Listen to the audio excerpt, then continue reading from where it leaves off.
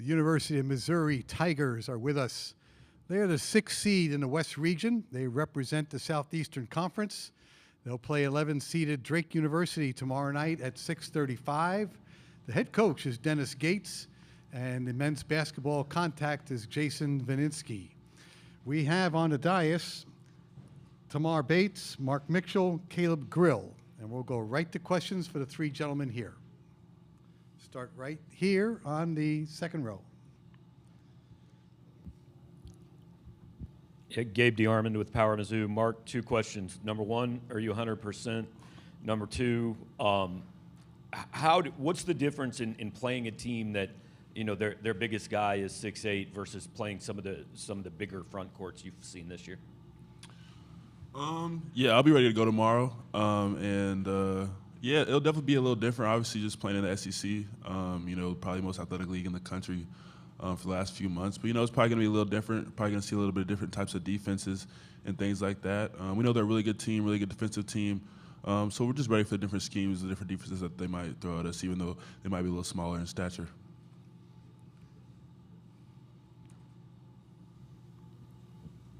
For all three of you, we've kind of talked about playing close to home, but now that you're here, what's it like to play closer to home? And obviously for you, Caleb, playing in your hometown.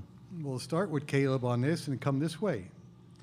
It's a true blessing to be able to come back home. It's something I have not been able to do is come back here in my college career. So for all the miles that my family's traveled going to games, I'm just happy that, you know, it's real close to them and right in their backyard. Yeah, I think it's just it's kind of a crazy moment. All three of us been talking about how much like AAU basketball we play in Wichita growing up, so it's kind of crazy that we're back in Wichita. So it's a full circle moment, 3 Kansas kids playing in Kansas, so I think it's just pretty cool. Yeah, and then for me, I'm just grateful for the opportunity, obviously, to be part of the tournament, but it's a whole other thing just to be closer to home. And all I've ever done my whole life in Wichita is play basketball, so it's just great to be, you know, in college and still doing the same thing in Wichita at the highest level and on the biggest stage. So it's definitely a great opportunity for ourselves and our families to be able to come and watch us play. Back here, thank you. For Caleb and Tamar, everybody knows the difference in pace of these teams, and you know, Drake's guys were saying they can't get sped up. What goes into attempting to speed a team up? How do you kind of force the tempo in your favor? Tamar, first, please. Well, I mean, for us, we're more so just going to be more so focused on just being solid on the defensive end. I mean, obviously there will be points in the game and opportunities for us to speed them up and to disrupt the pace that they try to play with, and obviously dragging their offense out and to shooting at the end of the shot clock. But I mean, we're not going to try to do anything outside of what we've done all year to speed teams up. I mean, we'll be solid defensively and take away what we can. And obviously they have some things that they're really good at on the offensive end that they've stuck to. So, I mean, for us, it's just about doing what we do. Yeah, we just, like he said right there, do what we do. That's what we're going to do. We've been playing fast all year. We turn people over. That's what we're going to do tomorrow. And we have to be able to stay solid on the defensive end throughout deep shot clock situations and then finish them up with rebounding.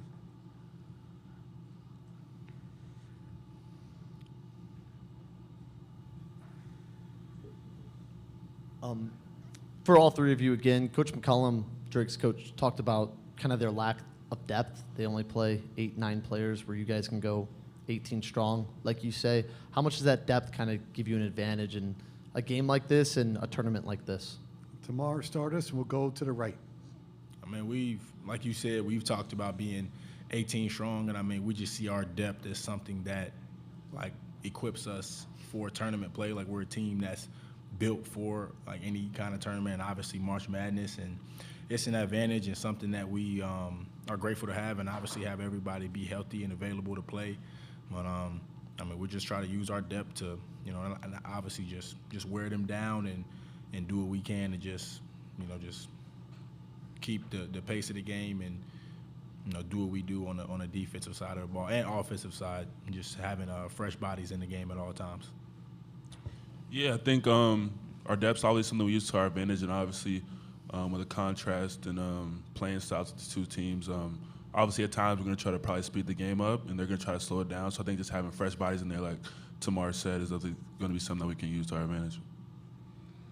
I think that's what makes it a difficult matchup for us is because we can play so many guys, and I think it's helped us throughout the year. You see games where guys may not play as much, and then they come in, they have a really big impact. I think Marquez Warwick and Jacob Cruz really can come in and spark energy for us, and then we have other guys like Marcus Allen, T.O. Barrett, who's coming in key situations throughout the season, and we have just multiple guys that we can rely on the bench, and I think that's just one of our strengths, and that's what makes us who we are.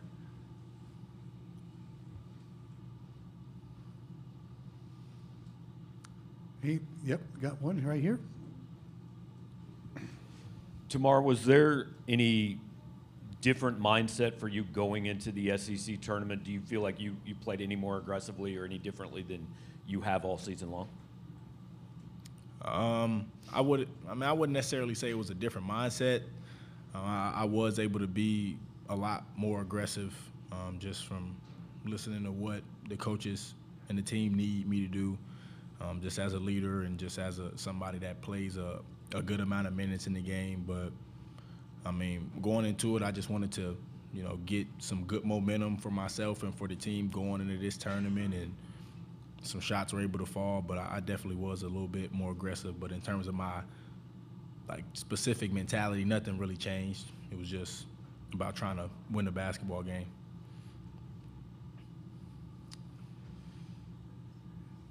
Anything else for the Tigers of University of Missouri? Yes, we do. Tamar and Caleb, we kind of talked to Drake about their fairy tale a little bit, going from D2 guys to D1. You guys obviously were on that 0-18 SEC team last year. What's this year been like, kind of getting Missouri back to the place that you guys have talked it belongs and being in the NCAA tournament? Caleb, first, please. I think when you look at last year, if we really paid attention to our team last year, you saw all the injuries, starting with John Tanjay, who just got released the other day, was a second-team All-American. Unfortunately, I got hurt with my wrist injury, and we had multiple other injuries that happened throughout the course of the season. So last year, it didn't really define who we were as a team. And last year, this is kind of how I expected our last year team to be this year.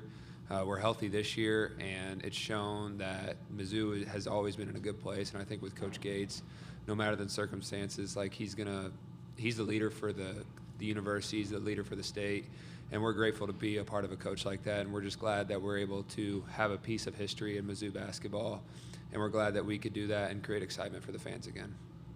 Yeah, I mean, whenever a question like this is asked, I speak to the poise and the mentality that Coach Gates was able to have throughout a time like that last year, because myself, my teammates, the entire coaching staff, nobody had ever really been through something remotely close to that. So just the poise and just how he handled that entire situation and carried that kind of just mentality of what we wanted to do coming into this year, into the summer, and obviously into the fall and into the entire regular season and now postseason, is what kind of powered us to be able to respond from last year. And obviously we're healthy, and we have just a really good culture and an extremely good coaching staff, and obviously good players. But I mean, I give a lot of that credit to Coach Gates and just how he was able to just keep everybody's minds right, and just letting us know that one season doesn't really define exactly who we are as a program and as players.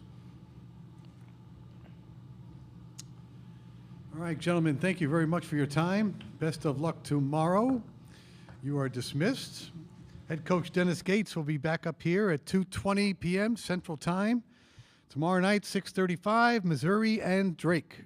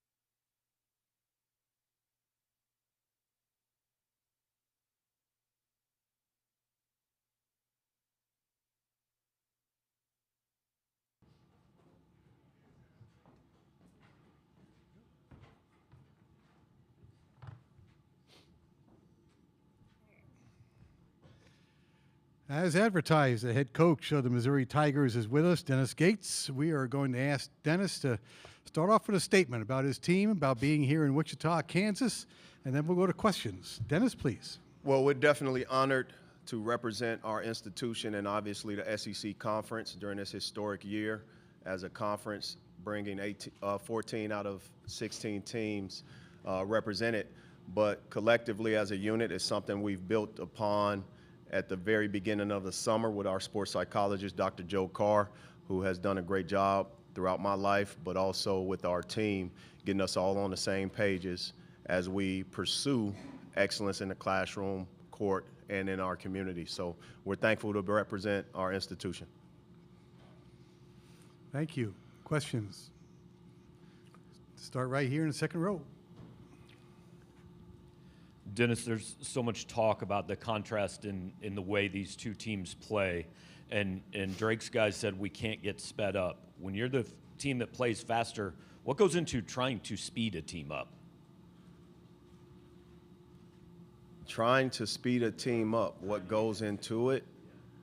I don't think anything primarily goes into it. I think both teams and both programs will continue to do what they've done throughout the course of a season, and we'll continue to do that as well. I think at the end of the day, if their ball isn't going in and ours is going in, it can feel like things are being sped up a little bit, and that's kind of what we want to continue to do, defend and do the things necessary to allow us to sort of look at our 30 games or our 20 games in conference or 18 games in conference and make sure we're being consistent in what we've done. There's a body of work that both programs have come from, and they'll do their job, we'll do our job, and we both have to adjust to in game, and the whistle is going to be important as well. So I think those things line up, but making sure our players consistently do the things we've been doing. Coach McCollum talked earlier about how they have 9 players in their rotation. They don't have the wealth of depth that a team like yours would have. How much of an asset is it to have not only different defensive looks, but different lineups and sets that you can throw out at Drake, especially with them utilizing the shot clock as much as they do? Well, we're going to make sure we're consistent. I think is documented how deep our team is, but still there's only 200 minutes in a game. And that's consistent across the board, whether it's 5 players that play the number of 200 or if it's 10 players that plays that. I think ultimately those that are in game have to be engaged a certain way, and I got to make sure that our team, our program is engaged, especially when it comes down to playing an opponent out of conference that have won 30 games and to the level of respect that we respect Missouri Valley and obviously Drake and Coach McCollum. They've done a great job throughout his time, and I'm thankful again to represent who we are. And now you can see the clash of two programs who rightfully put themselves in this tournament, but contradicting styles that can, both play well, but one has to win and one team has to lose. Coach, when talking about a player like Bennett Sturtz, what makes him so hard to prep for, and what does he do so well on the court?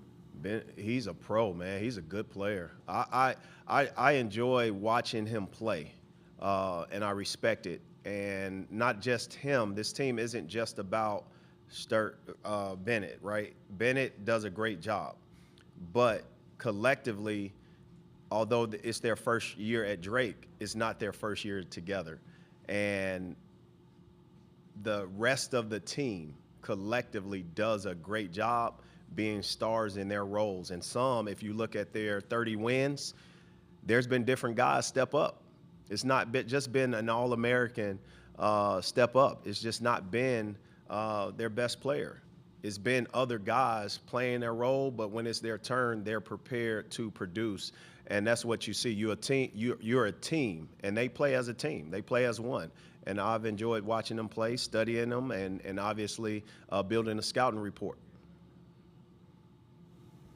Hey, Coach, for some of the fans of the other teams in this pod, can you explain how the shush or hush, whatever your guys' thing came about? Well, I'll say this. It's organic. When players when you put players in one room together at the very beginning, you want to make sure they're on the same page. Each team has to be built upon enduring hardship, enduring pain, but also trying to execute the plan which leads to wins. Those opportunities that they show the public are a consistent build-up day in and day out of the time that they spend together, wanting to invade each other's interviews post-game, and B, allowing themselves to share the same platform. That's the unselfish spirit that they have. Now, add to that their reasoning. Our players have talked about doing things, not broadcasting it verbally or on Twitter. It's just more so action. And again, it's players having fun. It's a true brotherhood, and it's just deep relationships that you see in that moment. And that's just the act that shows how close our guys are. When Coach McCollum was in here, he said the first thing he wanted to do was build his culture with some players he knew and tough players. Do you see some similarities in how he's approached that in his first year to what you did in your first year, bringing guys like Trey and Demoy in? I know exactly what he means by that, because there's certain things you cannot teach. It's not enough time in a day to add up the sum of experiences that those guys have shared together that has sort of, I would say, galvanized their belief in one another. Trust is built over time and experiences. And what you see is trust. You see guys that have cut nets down before together, guys that have gone through the recruiting process with them. I've had that same relationship with Demoy Hodge, Trey Gomillion, Ben Sternberg, and obviously Mabor Majak. And you add to that equation now is one of the main reasons why Jeremy Sanchez on our team can come in and be a captain for us, because he was a part of my first ever team that I've ever had as a head coach. And you can see his seamless transition and what he adds to our locker room, but also the guidance and the direction he adds to our new players. And that's what you see. So I agree with that culture piece. Is sometimes things coaches can't do. It has to be from player to player.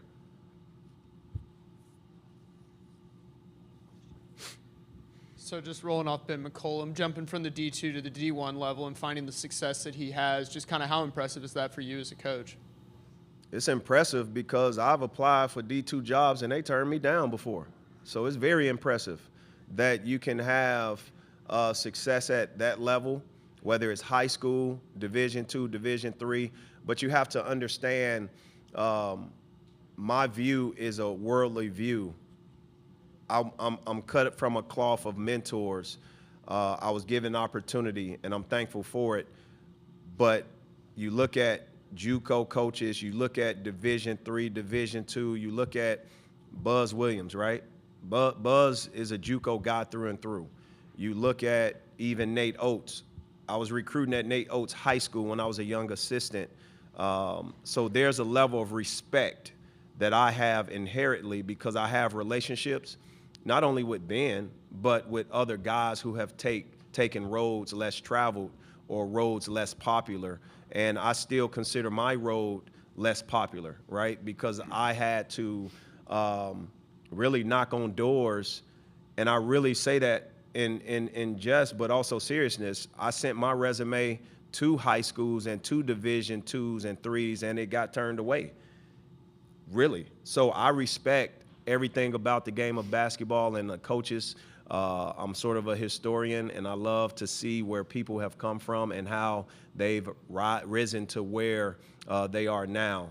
And Ben's definitely a person that will inspire a lot of coaches who come after him from different levels.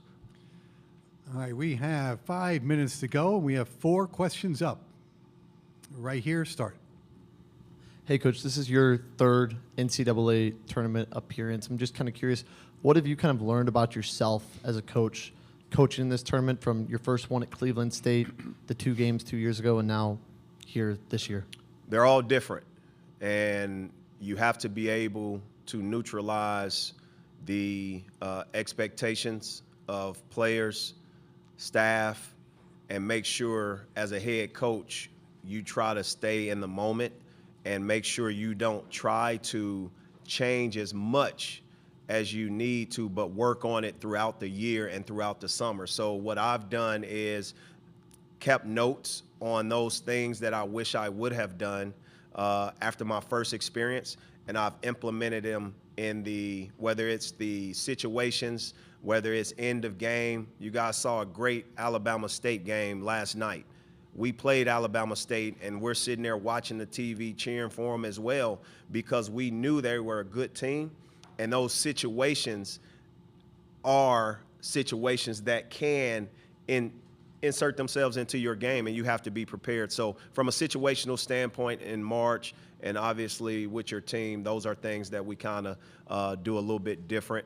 And I make sure our players are shown different situations throughout the year that happens nationally, happens in the NBA or college, no matter the level. It can be Division III, Division II, or Division I. Lower right-hand side here, Coach. Hey, Coach. Callum McAndrew, Columbia Daily Tribune. You've mentioned your players studying the game of basketball and growing up watching this tournament. I was curious, what's your first memory of this event, this tournament? My first memory is the best national anthem of college sports. That's One Shiny Moment. I mean, if you don't know One Shiny Moment, or at least watch the last part of the season, that is like no different than Midnight Madness. That is the closing part of the season. It's not the trophy presentation. It's not the team who wins. It's One Shiny Moment. So at a young age, that's what I would be tuned into. There's a, voice that's missing. Recent death of Gumbel and obviously not being a part of Selection Sunday. And we all felt that watching the TV, and we were like, man, it is different. So these things that we see take place consistently are things that adds to the memory. So for me, just talking to my friends throughout the years as an assistant, one day becoming head coaches, no different than childhood. These are moments we all share, moments that we're grateful for. You can't take it for granted because there's a lot of people, a lot of institutions, a lot of coaches who would want to be in our position right now. Two more questions, Dennis. One's right here. Dean Rao, Rock'em Nation. So, Coach, one thing that Drake does so well is getting shots up and getting them down with 5 seconds or lower in the shot clock. How important is it for you going to be handling your team's mental state in situations like that, because they will happen? And also, from a strategic point, how important will ball screen defense be in those situations? Well, for me, when you build a schedule out against whether it's a closed scrimmage or even non-conference schedule to try to touch every single style of play out there. And that's what we've done. Your conference schedule adds to that. There's situations that add to that, but also there's practices that add to that. That's no different than our preseason endurance training drills of our system and trying to put our players in those situations. We don't start with a 30-second shot clock. Sometimes we've defended with 45 or 50 to see where our team is. Those are things where you add the very basics of your defensive philosophies because you know as a head coach you could face teams like that. Now, in the SEC, that may not be the case, but internally that has been the case as it relates to our scouting report and preps. Final question. Thank you. I think it's been a little over a year since Coach Nutt's diagnosis. I wonder if you could take us into how, being able to bring him back and have him involved with the team all season, and what that's meant both to you and to him. Well, for me, Coach Nutt, when I first became a head coach, right, it was important. His office was across the hall from my office while we were both working for Leonard Hamilton. And I asked him, and I told him I needed him. I would love for him to join me because of his experience as a head coach, but also where he was in his career. I thought I could learn a lot, and I was right. I've learned a lot from Coach, and that's why when I went to Cleveland State, it was important for him to be there with me, but also when I came to Missouri, it was important for him to be there with me and be here with me as well. And that's why when you probably have read some of the articles that Coach has talked vividly about his battle with cancer, that sometimes after games I would be at the foot of his bed in the hospital, right, as he was going through chemo. Well, it's just because the support and love that he's had for me is pouring back into him. And there's no better person out there who I would rather do it with than a Coach Nutt. He comes from a sports family. We know who his brothers are, but we know who he is as a person, as a man, as a mentor, as a coach, as a father, as a son. He's the same person that can't wait to see his mom. He'll drive up to Little Rock to see his mom on his day off. Coach, I'm going to drive up to see my mom. Great. Go ahead, Coach. But also he's the same person that would invite his brothers to our practices or to our games, or even his children to our games or even to our tournaments. So for me, from my perspective, he's taught me how to be a father, how to be a husband, how to be a son, how to be that while juggling the rigors of head coach, while also balancing mentorship, while balancing discipline, while balancing different things that I have to balance. And he's just been a calming voice for me. So having him here through his battle, on the other side of his battle, is rewarding. It's a great experience, but I just wanted to be there for him, just like he's been there for me. And that's very important as I continue into coaching. That's a great question. Dennis, thank you very much. Best of luck tomorrow. Thank you. We have Bulldogs and Tigers at 6:35 p.m. tomorrow night. And Wilmington is next up on the dais at 2:50. Thank you.